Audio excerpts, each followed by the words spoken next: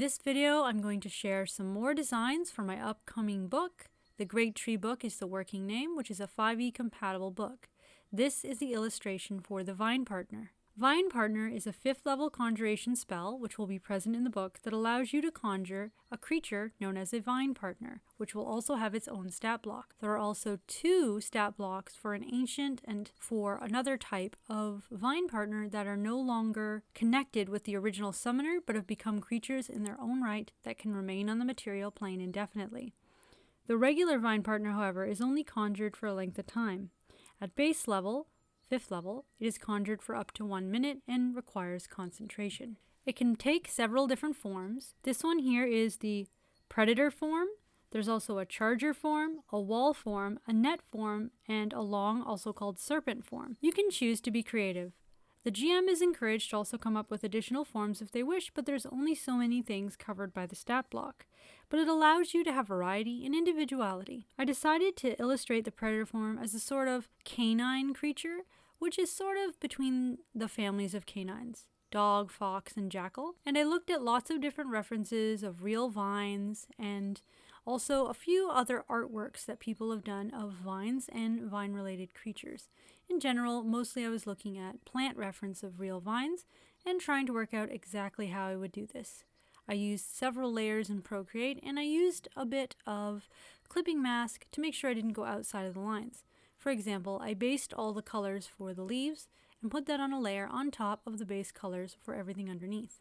I kept working on it, and I took some breaks and came back to it later. In the end, I'm actually extremely happy with how the final picture worked out for the Vine Partner. I made sure to ensure that the contrast was good, but I didn't want things to be too harsh. I normally like working on gray or tone, but because in the final book these pictures will be printed on white paper, I have to do a lot of the work on all these artworks against a white background so I can see how it looks properly and work with that range of tonal contrast. How things work against a darker background is very different than how they work against a light one, especially against a very bright background like white. I often turn the screen brightness down a bit on my iPad to imitate the fact that paper isn't quite as bright as a screen, so I can see more how it would actually look in print. I'm also trying to work on CMYK files, which matches what the ink will print as. I'm hoping every single one of these files has been done properly in CMYK so that what I'm painting on the screen looks as close as possible to the actual printing once it comes to the book. And here is the final version of Vine Partner. As for this, it's another spell picture, but at the same time it's an illustration that shows one of the races that will be featured in the book. This particular ancestry is the Canis, or Descenta Canis. This is something I often call an Oreleshi, or a retriever dog person. This is also an illustration that will showcase this particular race, which will be playable in the rules in the book, as well as it's showing the casting of the spell. Amber Skin spell is a 5th level conjuration that conjures forth magical, instantaneously conjured amber that moves and flexes. It is both a liquid and a solid at the same time. This magical protective armor is basically an upgrade for the Bark Skin spell and does not require concentration.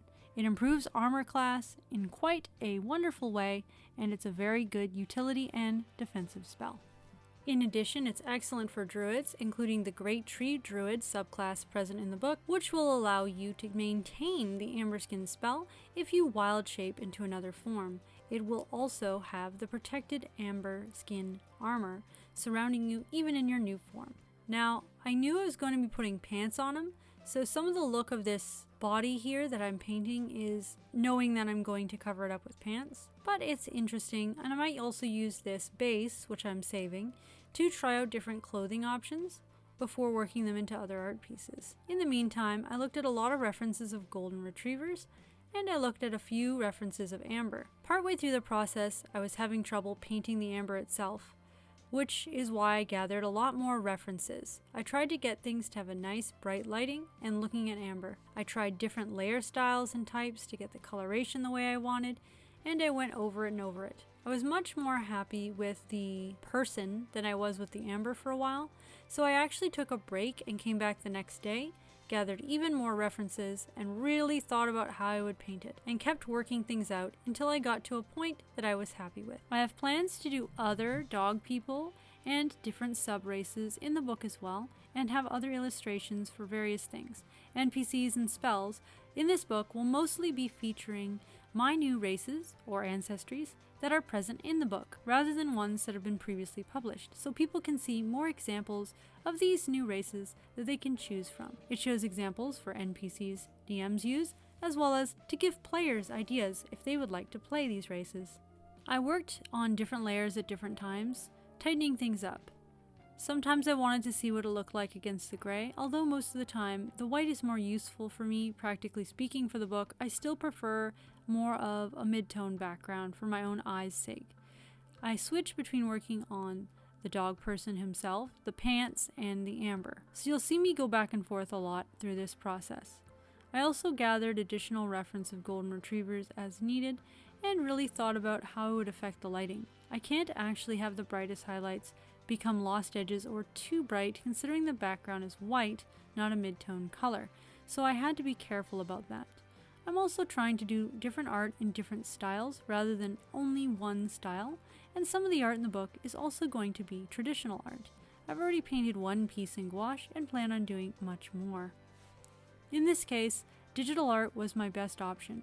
I felt like I had the flexibility to erase, undo, and try different layers and styles to get the amber to look just right. I felt that it was definitely easier and would probably have a better result digitally. I'm trying to decide on doing which artwork, traditionally or digitally, that I would find to look better and probably be a bit easier to work on.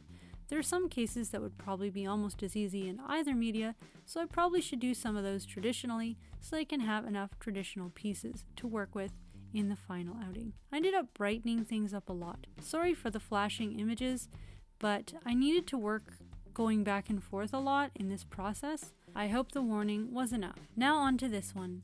The Eternal Sentinel of Yggdrasil is a powerful creature that will be featured in the book. This is a creature that's immortal unless it's killed, and is both a construct and a plant. I will have several creatures in the book that are actually two different creature types simultaneously, and are affected by all effects that affect either creature type. I made sure to work on a flat layer, and I lowered the opacity of the sketch layer which I had on top. The flat layer was alpha locked, and then I clipping masked various layers on top, so everything I painted would stay in the area or bounds of the creature, and not hit the background. I made sure to get the lighting good, and I looked at a lot of different reference.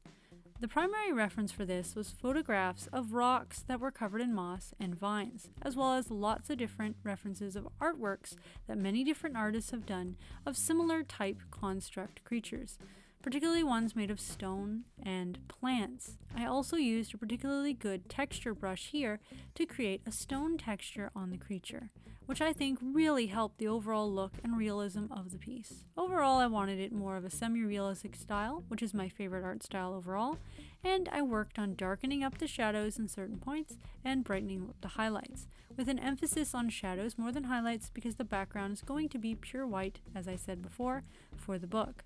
I made sure to go over everything so it looked like it was made of stone and plants, and the antlers on the head are actually implied to be made of wood or branches, and the creature is meant to have a blind sight type sense, so it doesn't require eyes and can never be blinded.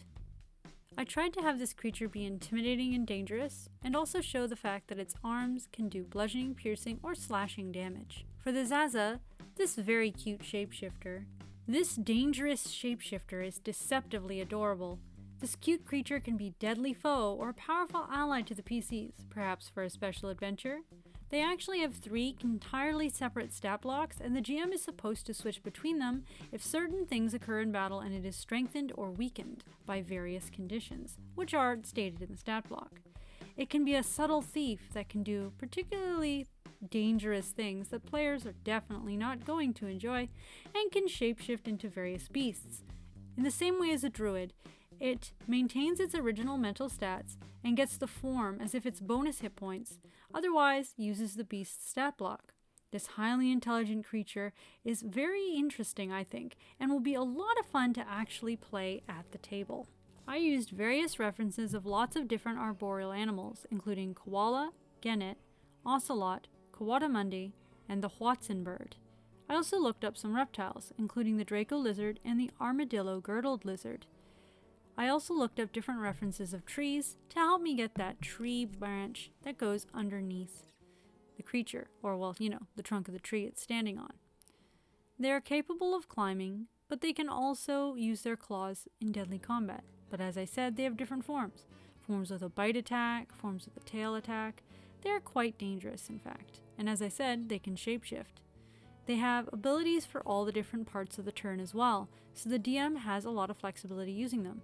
Bonus action, actions, two actions, and a reaction ability.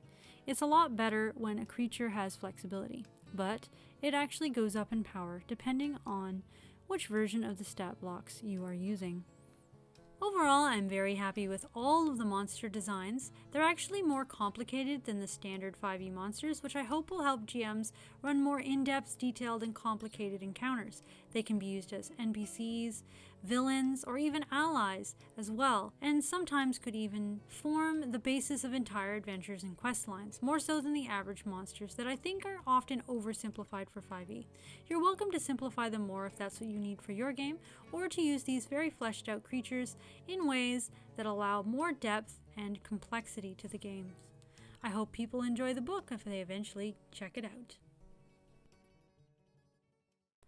Once again, that's all for this video. If you like my videos, please remember to like, subscribe, and turn on that notification bell to all notifications so you will know when a new video comes up. I aim for new videos every Wednesday, but sometimes life happens and things are delayed.